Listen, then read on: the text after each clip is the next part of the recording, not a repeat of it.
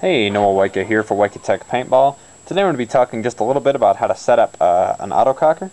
So here I've got my 2K4 Super Stock. You've seen it in a couple other videos, but you never see me shoot it, so today's the day.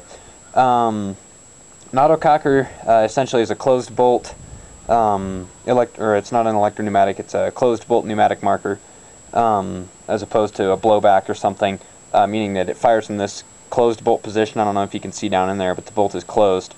When you pull the trigger, the first part of the pull, oh man, I screwed up my timing there, but the first part of the pull is going to release this cocking rod here, and that's just a normal poppet valve in here.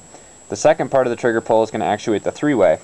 Now the three-way, what that does, air comes in from the low pressure regulator, that comes in here in the middle, and then as you pull the trigger, depending on whether you have a hinge or a slider frame, your hoses are going to it's going to basically reroute the air, similar to like a trumpet valve or something like that.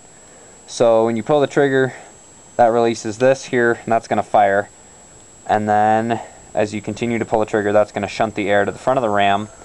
And what the ram is basically a sealed tube, and it pushes this back with this pump arm here. And that recocks a marker and also chambers another paintball.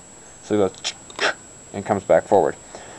So what I'm going to do now, I'll just show you basically the steps of setting it up.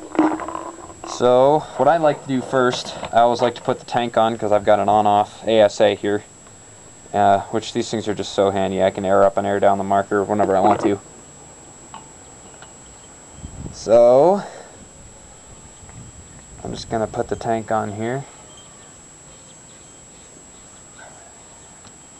Alright, and the air is off currently because I don't have my knob on. So then I'm going to take my loader, I'm going to put that on top. I'll just put a couple of paintballs in there. I don't have very much.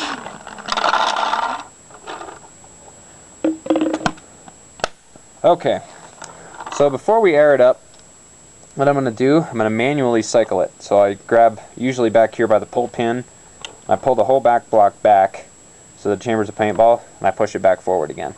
So now that, oh man, and I had to roll out because my barrel's too big. But anyways, what you're going to do when you air it up, basically, if you don't have an on-off ASA, then don't put your tank on first, put your barrel and loader on. But me, I have one, so I like to put my tank on. So I'm going to, alright, and it's aired up. And so now when you fire, I'm going to get down here so you can see. So you fire. So the first part of the pull is what fires it. The second part's what brings it back. See, as I let off, it lets it forward. So, oh, now I'm out of paint. So, with these things, you can walk pretty fast. My fingers are kind of out of touch right now, but I don't know. I hit 10 with it. Hit probably 10 BPS across the chrono last time I went. So, and again, remember with your inline regulators, these are going to store air. So I've got my air from the tank off right now, but I've still got another probably 10 shots worth of air in here. So there you go. And then when you're done, all you got to do, take the tank off, take the loader off, and you're good. So thanks for watching.